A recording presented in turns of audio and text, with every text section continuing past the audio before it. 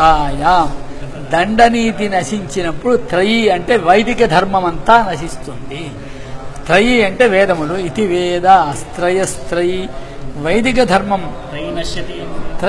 ఇది చాణక్యుని యొక్క వాక్యం. త్రయీ నశ్యతి దండనీతౌ హతాయాం. దండనీతి నశించినప్పుడు అంటే తన్నేవాడు లేనప్పుడు త్రయీ అంటే వైదిక ధర్మం మొత్తం స్థాపయధ్వమిమం మార్గం ప్రయత్నేనాపి హే ద్విజాః స్థాపితే వైదికే మార్గే సకలం సుస్థిరం భవే.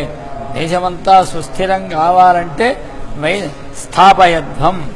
ఏం వీళ్ళంతా అడిగారు వ్యాస మహర్షి, స్థాపయధ్వం ఏం ఇమం మార్గం, ఈ మార్గాన్ని ఏమిటి?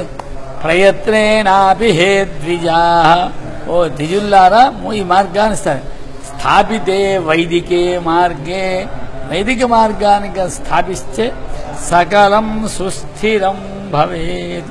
కాబట్టి అలాంటి వైదిక మార్గం లేకపోవడం వల్ల అందుకోసమే చాణక్యుడు ఈ మాట చెప్పా, త్రయీ నశ్యతి. త్రయీ అంటే వైదికం, వైదిక మార్గం, వైదిక ధర్మములు.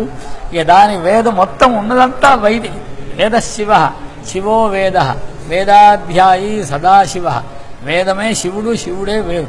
కాబట్టి వాడు సరి అయిన శాసకుడు లేకపోవడం వల్ల దేశమంతా తన్నేవాడు లేక ఇష్టం వచ్చినట్టు ఆ దుర్మార్గం లోకంలో జరుగుతున్నప్పుడు సరి అయిన శిక్షణ ఉంటే దేశం బాగుపడుతుంది. కాబట్టి సరి అయిన శిక్షకుడు ప్రభు గట్టి. అందుకోసం దోషం ఎవరిది అంటే కాలమే దోషమా, శాసకుడి దోషమా అంటే రాజా కాలస్య కారణం. కాలం చేయబోవడానికి కారణం రాజే, కాలం కాదు కారణం. రాజా ఇది భారత వాక్యం. ఇది సంశయో మా భూతు రాజా కాలస్య కారణం. రాజే కాలమునకు కారణం.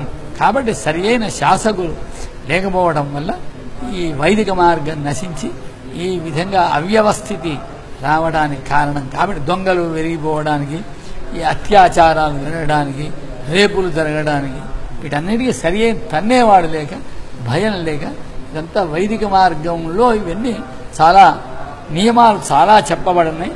అవన్నీ వైదిక మనుస్మృతి మొదలైనవి కూడా దాన్ని అనుసరించే వచ్చినాయి.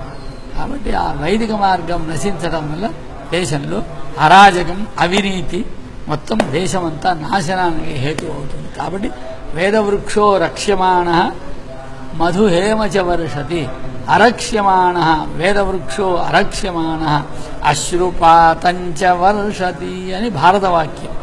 కాబట్టి వేదవృక్షాన్ని కనుక రక్షిస్తే అమృతాన్ని, సువర్ణాన్ని వర్షిస్తుంది.